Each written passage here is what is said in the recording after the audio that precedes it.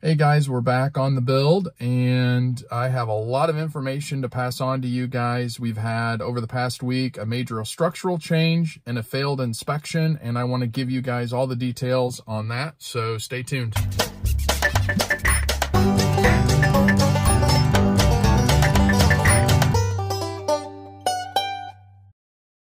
Let me show you first off the structural change that happened over the last week.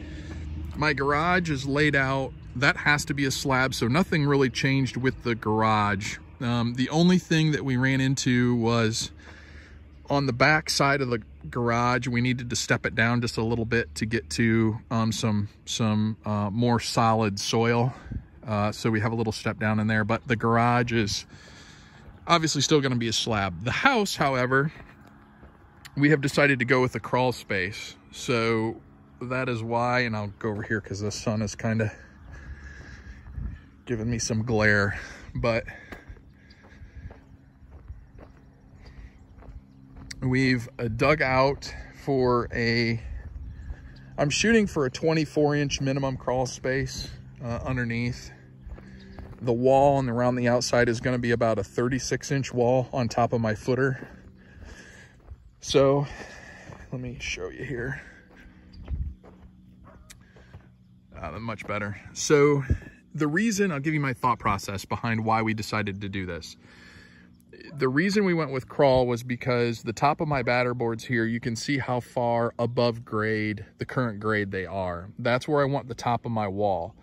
Well, that batter board over on the opposite corner over there, that is the same height as this one. So you can see the grade difference from the current soil conditions front to back. So what we were going to have to do is bring more fill in here and repack it to get the soil bearing up, and then probably have the soil guys come back out and retest the soil. If you've seen my last video, we had Catawba Valley Engineering and Testing come out and do a soil bearing test, both for the garage over there and for the house.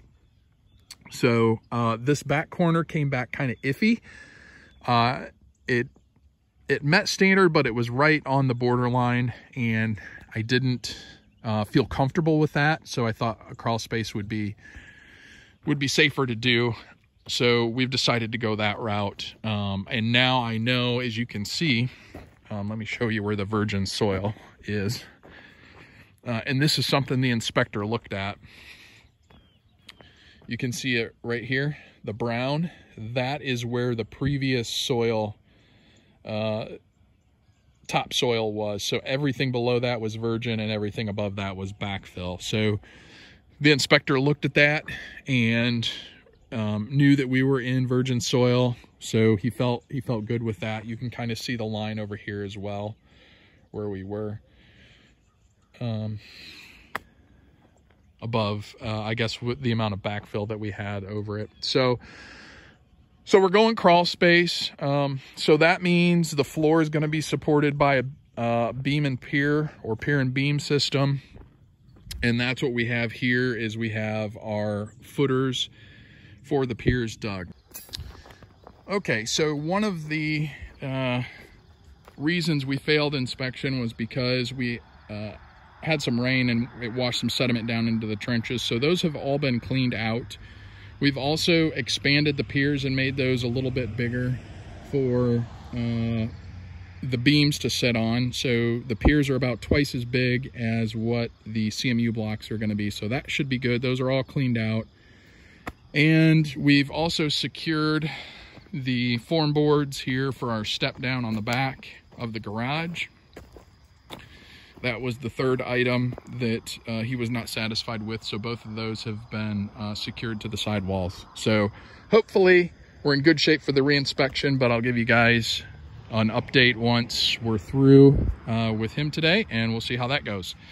The other thing we did yesterday was pick up some building supplies. I bought a 6-inch sleeve for my drain line. My main sewer line is going to run right down the middle of the house, and my septic tank will sit out here towards the back corner. So I'm going to put a 6-inch sleeve here for a 4-inch main drain line, we'll put a sleeve over there for the outlet, so it'll go out the concrete wall and over to the septic tank, and this side will come out through the concrete and up for a clean out, so I can run a clean out all the way through my main drain line. We also have some 1.5 and 2-inch PVC pipe. Those will go into the front corner here of the concrete wall, because I'm going to run from my tap, we're going to trench in a 3/4 inch water line, and it'll come into the concrete here underneath the crawl space and feed my house for the water. So we picked that up. We also picked up our first load of lumber. Pretty excited about this. Had some issues trying to find locally the lumber that I wanted, and I'll show you what these exactly are. And I saved quite a bit of money by going to West Virginia. We went up to Barbersville, which is almost to the Ohio River, so it was like 280 miles. But I saved, I'm gonna guess, between $2,500 and $3,000 up there. So these are my 3-ply 2x6 posts with the center notch. Top 4 feet is notched out. That is removable. The untreated board is removable. That will be cut to length to get my wall height. The truss will sit down into that pocket, and I will have 2 through bolts, 1/2-inch through bolts, to anchor the truss to the post. So it's going to be a really sturdy connection. I'm pretty excited about that. So those are the posts. And then we also got the sturdy wall brackets. These are drill set 1/4 inch steel brackets that will connect my post to the concrete wall via this hardware. So we have to connect the bracket to the concrete. We're going to use 4 Tapcon screws, small Tapcon screws, and then these 2 5/8 inch by 6 inch screw anchors. So that should give us a really sturdy connection to the concrete. And then the post will be connected to the bracket via 2 1/2-inch stainless steel through bolts and 4 lag screws. So that should give us a good post to concrete connection and make the house really sturdy. Okay, just finished up with our inspection, and our footers have finally passed after the second go around.